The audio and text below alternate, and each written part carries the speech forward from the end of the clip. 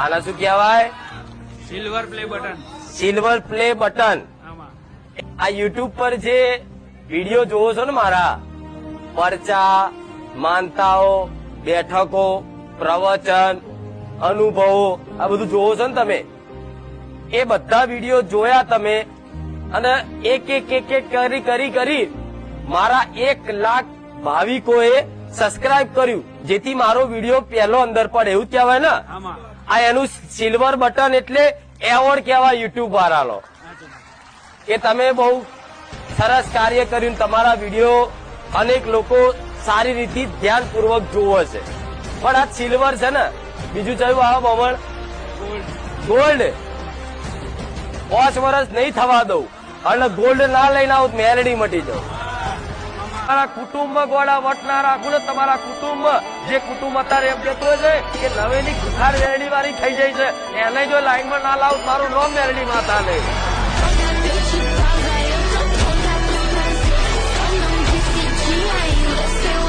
અને દાડા તો એવા આવા ગોળા જેને જેને આવી કષ્ટીઓ વેઠી છે ને, એના માતા ભગવાન મળ્યા છે.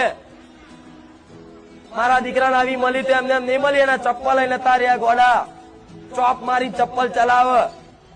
એ ચપ્પલમાં જેટલા કોટા હોય, હેડલે તો કોટા વાગે એવા ચપ્પલ મારા દીકરાએ પહેરેલા છે. તે લુગડા નતા રવા દીધા, દિવાળીઓ હું કપડા લાવવાના પૈસા ના રવા દઉં. તે આવી પરીક્ષા કરી, તારે કદાચ આવી માતા બોલું છું.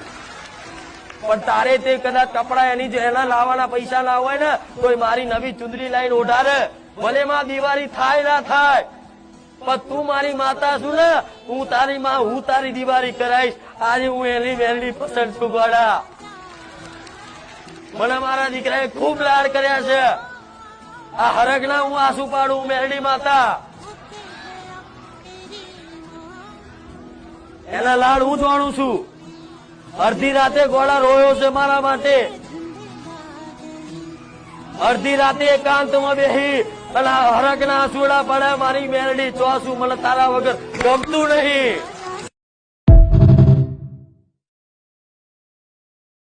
પણ ઘેર બેઠા તે મનથી યાદ કરતા હોય ને, તો ચિંતા ના કરતા, મારા પારે આવવાની જરૂર નહીં, હું મેલડી તમને ઘેર મળવા આવી.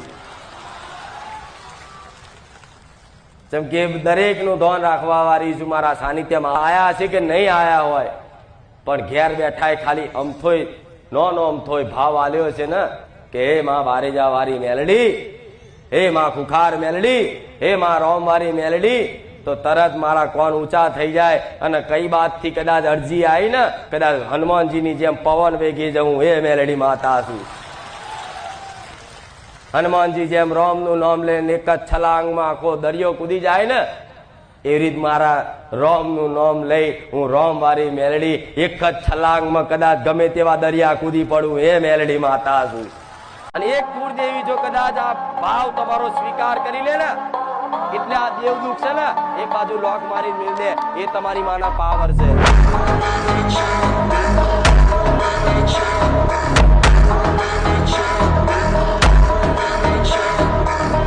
કે જો દીકરો કદાચ મારી પર વિશ્વાસ આવ્યો છે, અને આ વિશ્વાસ કદાચ મારી ધીરજની ડોર પકડી, મારી ચુંદડીનો છેડો ઝાલી અને થોડો વિશ્વાસ ટકાઈ રાખે, અને થોડો ઘણો સમય દુઃખમય તે કદાચ કાઢી અને મને મેલડીને યાદ કરીને પોકારીને યાદ કરતો રહે ને, તો હું મેલડી માતા એવું બોલું છું. જગતમાં એને એવા રજવાડા બોધ્યાલું ને કે દુનિયા જોતી રહી જાય.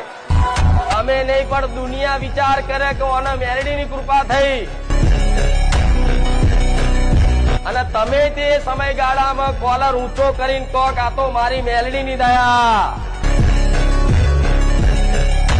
ભાવના રાખવી પડે.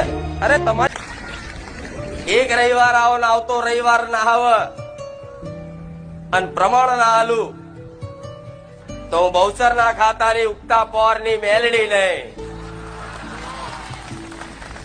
પ્રમાણ ગમે તે રૂપમાં, ગમે તે જગ્યાએ, ગમે તે સ્થાને, ગમે તે સમય ચોગાડિયામાં જે ભાવિક ભક્તો શ્રદ્ધા અને વિશ્વાસ રાખીને આયા છે ને, એના અમથી સપને છે ચુંદડીમાં દર્શન આલી લે, એને રાજી રાખીશ. હું મેલડી આવું બોલું. અમથું નાનું મોટું એક કામ કરી એને રાજી કરી લઈશ, એનો વિશ્વાસ જીતી લઈશ કે દીકરા બારે જા ધોમમાં સોલંકી પેઢીની કુળમાં કદાચ રોમવારી મેલડી બેઠી છે, કુખાર મેલડી બેઠી છે.